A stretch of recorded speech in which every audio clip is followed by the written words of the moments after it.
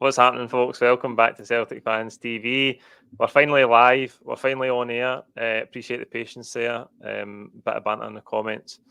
Waiting on Dan getting set up there. Dan, I don't know if you've seen any of the comments, but you're taking an absolute battering, mate. I had to watch the game at my dad's, man. Come on. I had to go straight from my dad's to here, 10-minute drive. Done the best I could. Saturday night, right. Just leave me alone. Give me peace. Come on. You did well, mate. You did well. We're here to talk about Celtic 4. Yes, Celtic 4, Chelsea 1. Celtic's final pre-season game in the US pre-season tour. Darren, I didn't expect that to be the scoreline tonight, and trying my best not to get carried away here, but who do you think will play in the Champions League final? I'll take MD at a stage, mate.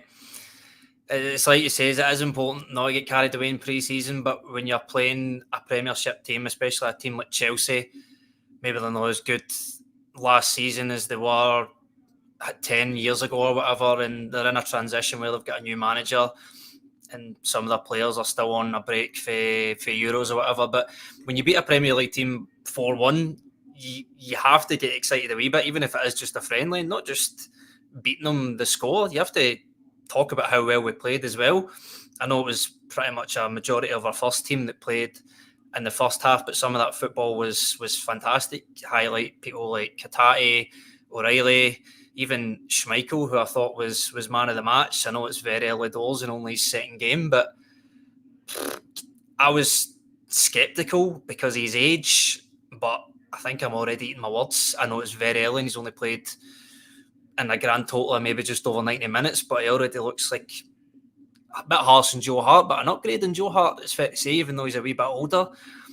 And then, yeah, other players, like I thought James Forrest was really good, Ralston was good, Taylor. It's really hard just to, I would say that as a whole squad, the football, it's a wee bit more intense to 95% of the professional games we played last season. But the criticism that we had at certain parts of last season was the intensity. The game against Man City, which I didn't see the whole game, I just seen the highlights, but it looked like it was there. I didn't see any of the game against DC United, is that the name of the team? Yeah. And then I watched, today was the first full 90 minutes I've watched the Celtic this season. I must say I'm very, very impressed. I hope there's still just a few more players to come, but if you compare our pre-season to that of our rivals, it's I know which side I would rather be on. Aye, absolutely. Obviously, you expect these games to be tough, but you know that these teams are maybe a week or two behind us in their preparation. But I think Chelsea had even more first-team players out than Man City had.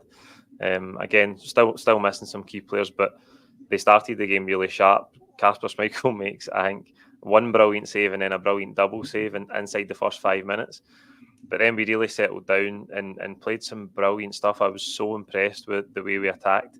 And obviously, one of the things you apply to it is that 9 weeks out of 10, we don't play against teams that were as high and as aggressive as Chelsea.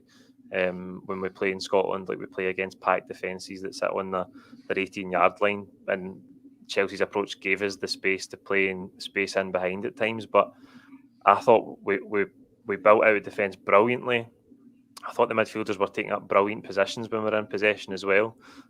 Just in behind Chelsea's midfield, made it really easy for likes of McGregor to find O'Reilly and Hatate in space. And we caused them all sorts of problems, Darren. And again, similar to the Man City game, almost every time we went forward, we looked really, really dangerous. I mentioned in the group there, I think it was 15, 20 minutes into the first half, that going back to front was very fast. It was almost from Schmeichel to, don't want to say Kyogo, but a forward player was there within maybe 3 or 4 passes, and within 2 to 3 seconds we were going from our own box to creating chances, which is very unheard of, not of Celtic, but Celtic in the Scottish Premiership, because like you just said, a lot of the times we are playing against teams who would rather sit back and let us have possession.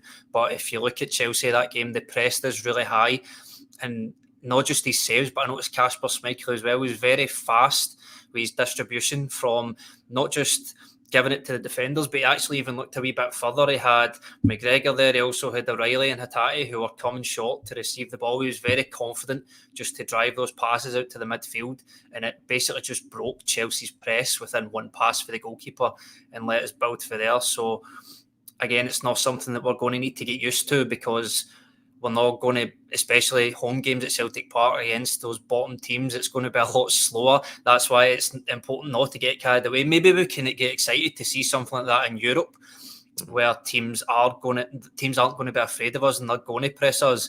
Obviously, it's going to be a lot more intense because it's not a friendly and 30-degree heat. But if we can, I think today we showed that if we can play our game and play out of these top teams' press and break on a counter with people like Idah, I can say James Forrest, but realistically it's not going to be him that's starting these games. But you've got guys like O'Reilly who can pick the pass, Idah who can do the running.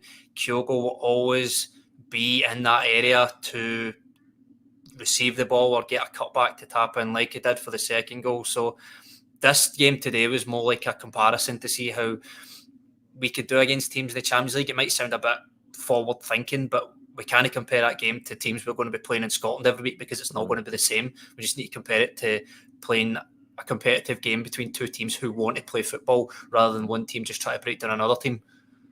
Aye, definitely. I think I actually looked at times tonight and the scoreline would suggest it was a Champions League team playing against a Conference League team.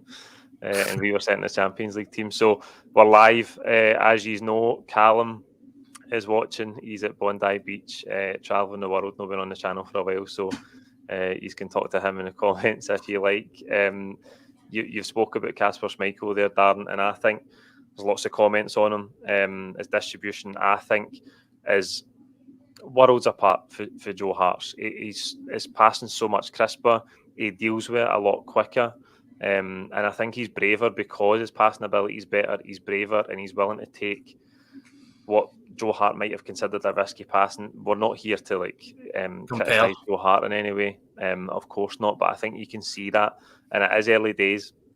But I think you can see the difference that makes to us in terms of how quickly we can move the ball out of defence when we're playing out, and hopefully it leads to us playing ourselves into trouble much less as well. I think that was something that really stood out. But aside for that, Darren, his saves throughout the game, he was on for 70 minutes and he came off and he was replaced by Sinisalo. But I mean, in the first half, he had a string of absolutely brilliant saves. I don't want to try and think of every save because he made a few, but the first one, which caught my eye, was the header. I don't know if it was from Nkunku or something, but that was a great save. And then he had the double save, and they had more and more, and I just can't really think of it anywhere. But you mentioned his distribution as well, and I don't know if you heard on Celtic TV, but they had a lot of pitch side microphones, and I could hear him a lot through those microphones. You could pick up a lot of swearing and stuff as well for the players, but I could hear a lot of Schmeichel communicating with his defence. I know that's maybe something that you would hear from every goalkeeper if those mics were there every single game, but to hear him saying, I think Liam Scales did a really good tackle where he held off the striker to get the ball out, and you heard him say, like, well done, Scalesy, just stuff like that. It does seem like again, it's down to his experience, the fact that he's 38 years old, he's won Premier Leagues, he's played in World Cups, Euros, etc., and he's still playing in Euros at his age, which I think was incredible. It's a big difference that he's played for Anderlecht, and I think he was the number one for the whole season, and he's played at the Euros with Denmark, so he's probably as fit as he can be. Maybe the difference with Joe Hart is we signed Joe Hart when he wasn't getting any game time at Tottenham, and I don't think he was getting game time at Burnley, and maybe over those years, he had lost that sharpness. With Schmeichel, it's just the complete opposite. Even though he's at that age where he might be looking to end his career at Celtic, he's not stopped playing football the entire time. So he's still mentally and physically completely switched on. And you can tell that just from 2 pre-season games. So I'll be interested to see, in a competitive environment, I think he'll be even more switched on.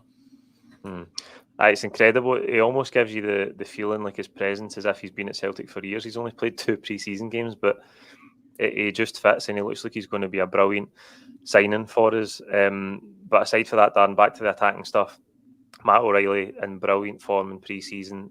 Lots to talk about these bids coming in for Atalanta, for Italy. I thought he was brilliant again. I thought Hatate looks really sharp.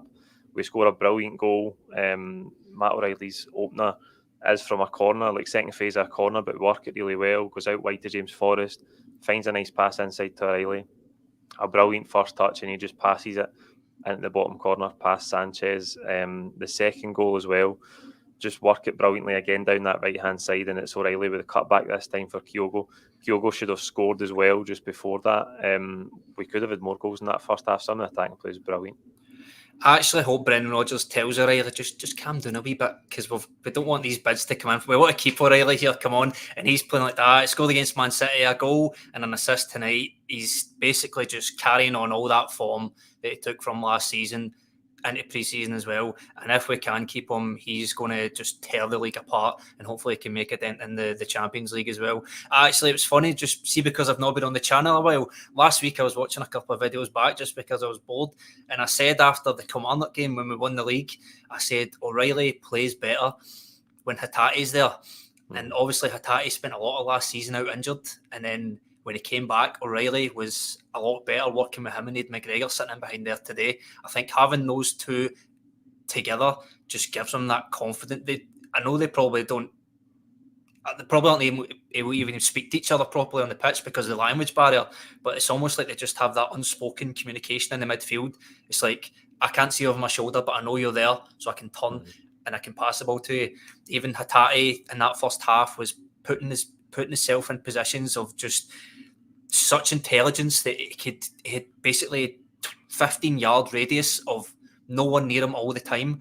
At that half turn he done from, I can't remember the Chelsea player, but it showed great strength. His first touch, just to take that on the half turn, things that he's done a million times that we're so used to, things like that. And then when you've got O'Reilly beside him there, the two of them they just connect to each other so well. And I hope if we keep the two of them, they stay fit, because the two of them together with McGregor there, they're just the perfect midfield trio for Celtic. Aye, that was a big problem for Hatate last season. Injuries absolutely plagued him. I think he looks sharp, but again, he's just got to stay fit and have a prolonged run in the team. Something else that stood out, Darren, Brendan Rodgers has been labouring this actually about the defensive work of the team and how he constantly tells them that's the start of the attack, how aggressive they can be defensively in terms of when they're going to press teams. I was really impressed again today with the defensive work rate. I know at times Chelsea is really under pressure, particularly at the start of that second half, and we've touched on the saves Schmeichel's had to make, but even the likes of James Forrest, there was early in the second half, James Forrest is over in the left back area, and he's hounding a Chelsea player. I think he eventually blocks the ball out for a corner, but it's just brilliant to see that defensive intensity for the whole team, and even in a player like James Forrest, at that stage of his career, doesn't have anything to prove, but he's absolutely knocking his pan in. And I think from a couple of people that have been at the game, they've been commenting it was incredibly warm out there as well. So it's great to see that work rate for the team. I checked the weather on my phone during the game. It was about 28 degrees average, but I'm not sure. And even just saying that, Jamesy Forrest, good defending, even in his prime, I wouldn't hear somebody say that sentence. But I even thought Anthony Ralston was done pretty well. Greg Taylor was really good. There was a couple of moments from Liam Scales where he, in the first half, where he held on to the ball for too long and he maybe got away with one a couple of times, but that's fine. And obviously good for Carter Vickers to come back. I know he's been with America in that tournament, but I don't think he actually played any minutes, but that's good for him to come back. I would still like to see us maybe sign another defender. I know that Lager Belga came on the second half. I don't know, where's Mike Naroki? Was he? He's injured. Yeah. Injured, right, okay. I'd maybe like to see us sign another centre-half, because I know your opinions on Liam Scales, and I don't want to go down that rabbit hole today, because I know we could be here all night if you start talking about Liam Scales.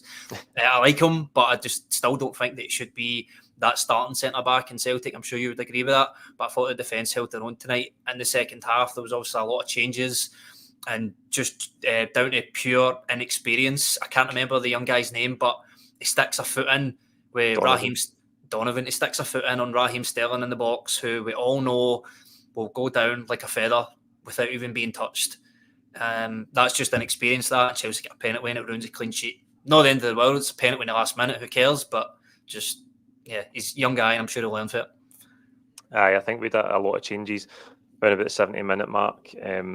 We've seen a lot of young players come on, but to be fair, you expected Chelsea. We kind of weathered the storm. They did have a really good bit of pressure. They were more aggressive with how they pressed us early in the second half, but we did grow back into it, and we ended up getting the 2 goals. One for Lewis Palma, who gets another goal in pre-season, and I think he's looked sharp. He goes in 2 minutes later and gets the assist for Johnston's goal. One nice chip ball over the top. Obviously, the third goal for Chelsea's point of view is a mess because they just give it away on the edge of their own box. But I thought Palma showed great composure just to chop back inside onto his left foot and slot it away. Do you think Palma will be looking for a better season this time out? The easy answer is yes, of course he will. I think he started last season really well and then gradually started declining. Then he found himself not starting every single week. And I think we said a lot last season, the main thing for him was his consistency. Sometimes he could have a 10 out of 10 and then sometimes he could have a 1 out of 10. But that's just something that a young guy coming from a different continent, you expect from him. But in terms of today, he comes on for an injured Idah. We hope Maeda's all right, but he comes on, it gets a goal and an assist. That's pretty much all you can do from the game time and the chances that he had, and then scoring against Man City as well. Didn't like the stupid wee dance he did when he scored. I think that's a bit over the top for a pre-season game. Standard Palma. That is standard Palma, but he'll be looking for a better season. I think we used the word frustrating a lot of the times last season, and it goes back to what I said at the beginning, where if you have Palma and he has a lot of space and you can get him one-on-one with a defender, then he can make stuff happen. It's those games where teams try and frustrate us and he's trying to beat a fullback who's got 3 players covering them and he holds on to the ball for too long, just things like that. That's just the type of player he is, unfortunately. He's kind of, I don't want to say a TikTok player, but he's a highlight reel player. He's not going to be the type of player that busts a gut and runs down the wing for you and does the dirty stuff like Idah does. He's the kind of guy that likes to hug the wing, get the ball, and try and beat a player as fancy as he can, and then cut inside and either put in a great ball or score. That's just the type of player he is. Can't expect all the attributes that our other wingers have from him. So I think he will be aiming to have a better season, but I still don't see him being that starter for Brendan Rodgers. I just don't think Brendan Rodgers, I think he likes him because he signed him, but obviously you saw from last season it started coming out the team a lot less. He can bring certain things like goals and assists. He probably does that more than Idah, but if you look at the things that Idah does for the team, that there's only 2 of them, and Idah is always going to play ahead of them. And I don't think I've ever seen Palma play on the right side. I don't think he is that type of player because he likes to cut inside too much and he can't do that with his weak foot. So I don't think he'll get as much game time as he's probably hoping for, but at least if he does come off the bench, he should be looking to make a more consistent impact over a season. I think the manager likes having the inverted wingers as well, where on both sides they can cut in onto their stronger foot. I think obviously whenever these fit, the first choice 2 are likely to be Idah and Kuhn, the likes of Forrest and Palma trying to chip in and get as many minutes as they can. Dan, I've watched a lot of Celtic pre-seasons and there's been some absolutely dreadful ones. This one almost feels a wee bit too good to be true. And I think we're all a bit worried that if the board are watching it, they might think we're doing so well we don't need any more signings, which of course is not the case. I don't know what to spend my Saturday night talking about transfers and the board, but it looks like we're going to have to. At nearly midnight, but it looks like we're going to be doing that again. I still don't see any future for us this season if we don't sign a striker. It has to be done because you've got Kyogo, just Kyogo. We need to sign another striker. You've got Palma Johnston coming on the second half, playing up front. I scored a couple of goals, but he's not a striker. So we need a striker. We need a left back because Burnaby's gone. I can't think off the top of my head any other positions that desperately need filled right now because we've got cover in most areas.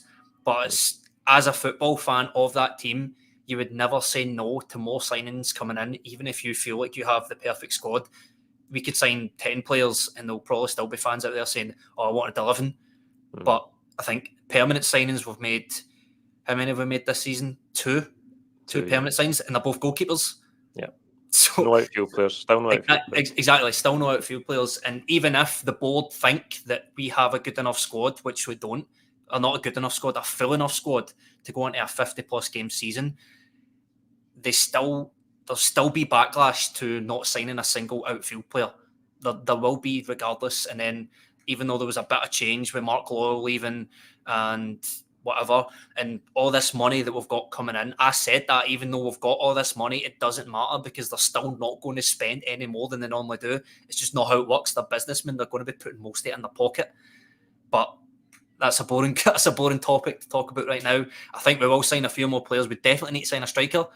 But I hope the board don't get carried away with this result, even though it's a very good result against a strong Premiership team. I think that there's no question that we need a left back, we need a striker. It looks like Bernardo's eventually going to get over the line, so that's a midfield player, albeit one that was here last season. So you're not really strengthening the team from where it was at the end of last season. You've mentioned the centre half. I do think one will need to go out before one comes in, but we definitely need more quality there.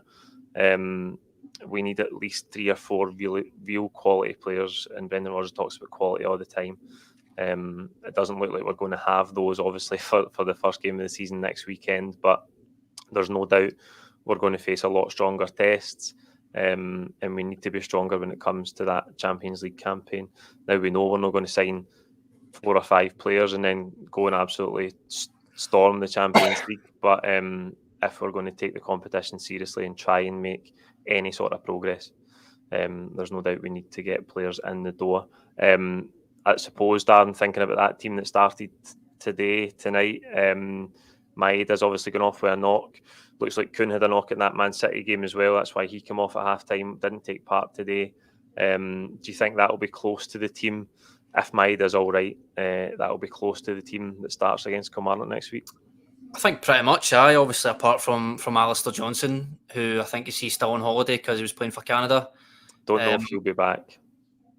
Is that because he's injured or because he's still on a break? I just think he's on holiday, so I don't know how long it'll be pre-season. He's only just finished playing, so I don't know when he'll come back into the fold. If it is to be Ralston, then I think it depends. Obviously, it depends if Kuhn's fit for Kilmarnock, but even if he's not, you've got a great option there in James Forrest. And Maedah's did just look like a knock. He walked off, didn't he limp off or get stretched? So didn't look perfect, but he looked fine enough. So I'm pretty sure he should be all right. So I think that starting 11 today, maybe apart from 1 or 2, depends, should be the starting 11 that will go against Kilmarnock. Yeah. Right, any questions quickly for us in the comments? Any questions before we finish up? This is definitely the latest live stream this channel has ever done. Callum's asking in the comments, it's getting to the point with Matt where we really need to keep him or let him go just now because it's going to unsettle the team if we let him go at the end of August. This is always the risk with situations like this, Darren, where you're knocking back bids because they don't meet your asking price, and then things get frantic towards the end of the window, and maybe if there's 1 or 2 teams that really want them, they'll end up meeting your asking price, but they'll leave it until the day before the window closes to do that.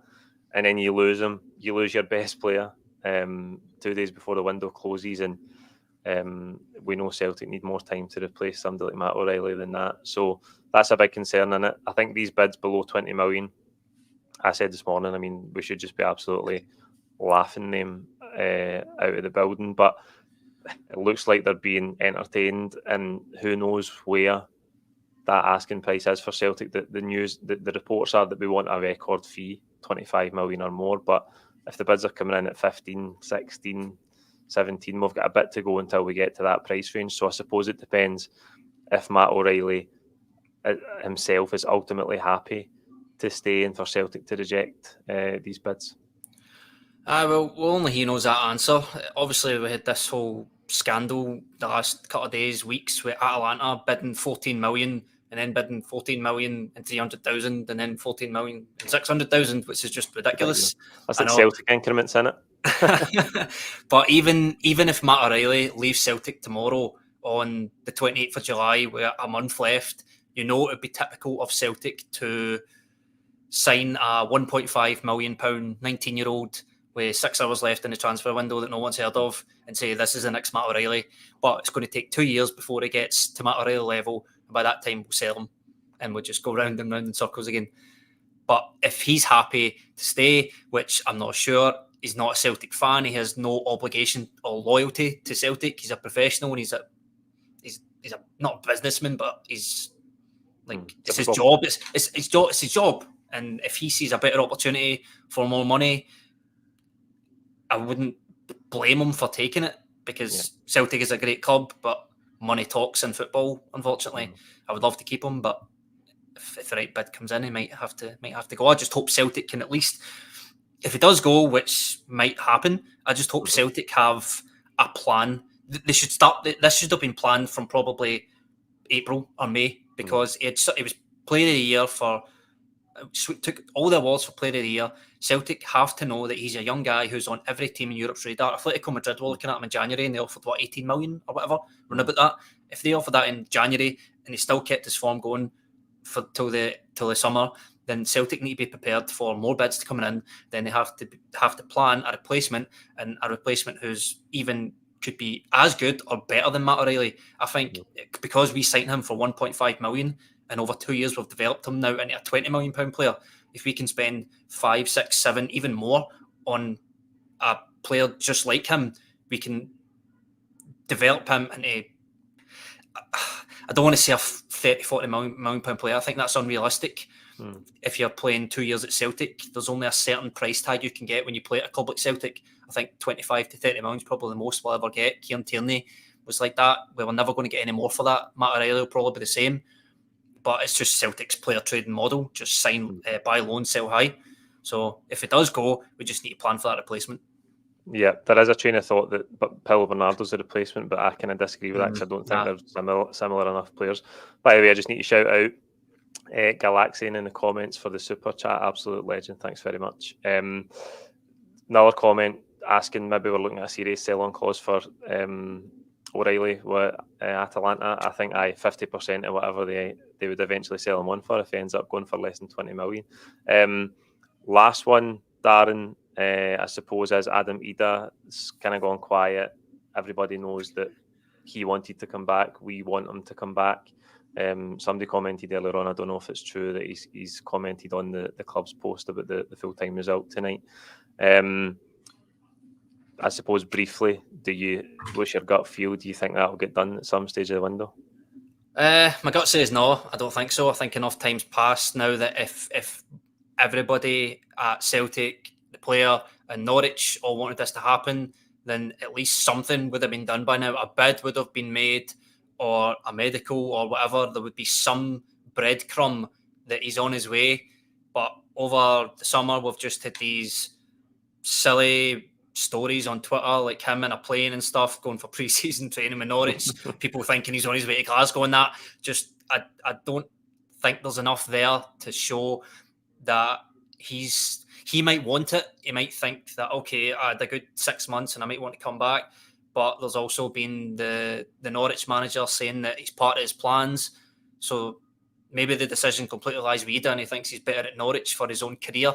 Because I know you mentioned there that he might have commented on Celtic's post.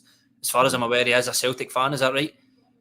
Aye. So if he's a Celtic fan, then he's obviously going to be commenting just stuff like that because he's got that affiliation with the club. Doesn't mean that just because he's commenting or like a shamrock or something on Instagram means that he's coming to Celtic.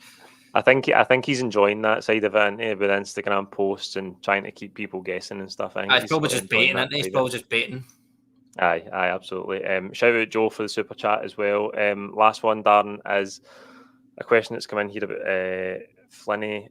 Do you guys think Taylor will sign a new contract? Greg Taylor speaking during the week said that he's only got 10 months to run, obviously. I think Brendan Rodgers said there's been an offer that was not agreed. Where do you stand on that one? I think we can all agree we need to improve at left back, and at the very, very least, Greg Taylor needs competition, which he doesn't have just now. But would you renew Greg Taylor's contract?